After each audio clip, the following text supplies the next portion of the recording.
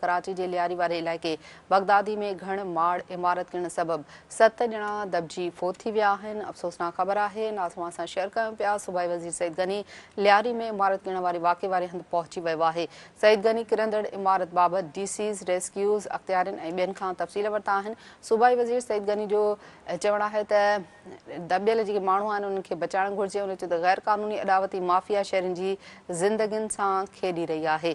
आगाह कयूं पिया ख़बर जे हवाले सां कराची के लियारी वारे इलाके में बगदादी में घण माड़ इमारत किरण सबब 7 ॼणा दबजी फोत थी विया आहिनि। सूबाई वज़ीर सईद गनी लियारी में इमारत किरण वारे वाक़े वारे हंधि पहुची वियो आहे। अवांखे ॿुधायूं पिया सईद गनी किरंदड़ इमारत बाबति डीसीज़ रेस्क्यूज़ अख़्तियारनि ऐं ॿियनि खां तफ़सील मालूम कया। सूबाई वज़ीर सईद गनी चयो त पहिरीं तरजीह इमारत जे ढेर हेठियां दबियल माण्हुनि खे बचाइणु आहे। हुन चयो त ग़ैर क़ानूनी अॾावती माफ़िया शहरनि जी ज़िंदगी सां खेॾी रही आहे। आगाह कयूं पिया ख़बर के हवाले से अपडेट कंदा हलूं त कराची के लियारी वारे इलाके बगदादी में घण माड़ इमारत किरण सबब 7 ॼणा दबजी फोत थी विया आहिनि। हवाले से ॿुधायूं पिया सूबाई वज़ीर सईद गनी लियारी में इमारत किरण वारे वाक़े वारे हंधि पहुची वियो आहे। सईद गनी किरंदड़ इमारत बाबति डीसीज़ रेस्क्यूज़ अख़्तियारनि ऐं ॿियनि खां तफ़सील मालूम कया। सूबाई वज़ीर सईद गनी चयो त पहिरीं तरजीह इमारत जे ढेर हेठियां दबियल माण्हुनि खे बचाइणु आहे। हुन चयो त ग़ैर क़ानूनी अॾावती माफ़िया शहरनि जी ज़िंदगियुनि सां खेॾी रही आहे।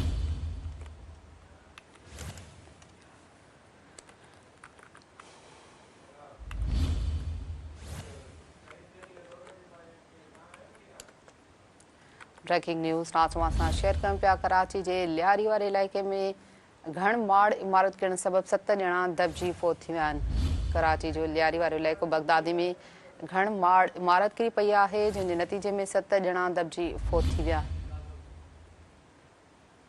अफ़सोसनाक ख़बर नाज़िमा सां शेयर कयूं पिया। सूबाई वज़ीर सईद गनी लियारी में इमारत किरण वारे वाक़े वारे हंधि पहुची वियो आहे।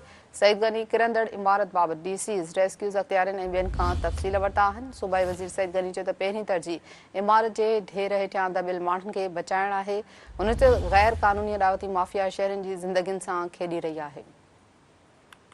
74 की बता रहे हैं कि ये इमारत है। हो सकता है कि 2-4 साल आगे पीछे हो, मुझे यकीन से नहीं कह सकता। मुझे अभी तक बताया गया है इनको पिछले कोई 4-5-6 सालों से नोटिस दिए जा रहे हैं और एक नहीं कई नोटिस इनको दिए गए थे कि ये खाली करें।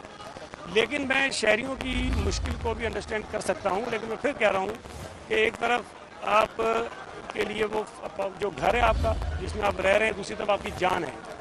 तो मेरा ये ख्याल है कि जिन लोगों को नोटिस दिए गए हैं वो उसको अगर खाली कर देंगे अभी जो इमारतें रहती हैं तो हमारे लिए, अगर हम जबरी तौर पर ज़बरदस्ती तौर पर खाली कराएंगे तो फिर भी एक इंसानी पहलू सामने आ जाता है और हमें उसको तनकीद का निशाना बनना पड़ता है कि लोगों को हम ज़बरदस्ती जो घरों से निकाल रहे हैं। अगर हमें इस किस्म के वाक़यात से बचाना है, लोगों की जानों को महफूज रखना है, तो शायद हमें कुछ सख्त इक़दाम भी करने पड़ेंगे जिसमें हो सकता है कि लोगों की छत हम उनसे ले लें, लेकिन कम अज़ कम उनकी जान बचाने में जो है वो कामयाब हो जाएंगे। हमने सस्पेंशन कर दी हैं, इंक्वायरी कमेटी बना दी है और सारे इक़दाम कर रहे हैं। लेकिन मैं कोशिश ये करूँगा कि अब कम अज़ कम जो आइडेंटिफाइड डेंजरस बिल्डिंग्स हैं उनको खाली कराने का एक तरीका मुतय्यन करें और लोगों को वहाँ से निकालें।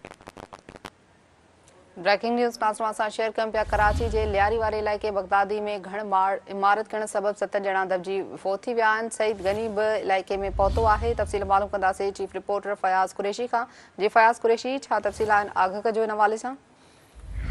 बिल्कुल अनिला, सिंध के मकानी खातना और सूबाई वजीर कराची डिवीजन जो Pakistan peoples party Saeed Ghani Lyari Baghdadi वारे इलाके में जिते इमारत किरी है उन मुखियारे हंध से पहुतो है।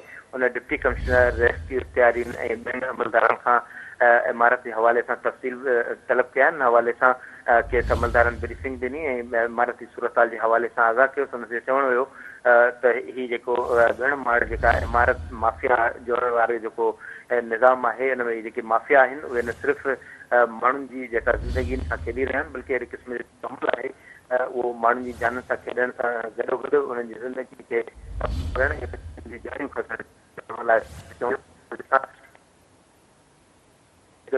आहे। पर इन जेको निज़ाम आहे उनमें तमामु घणी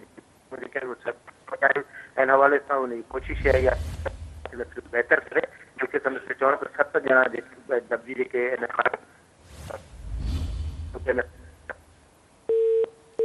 ठीक है, वॾी महिरबानी फयाज़ कुरैशी तफ़सील ॾियण लाइ।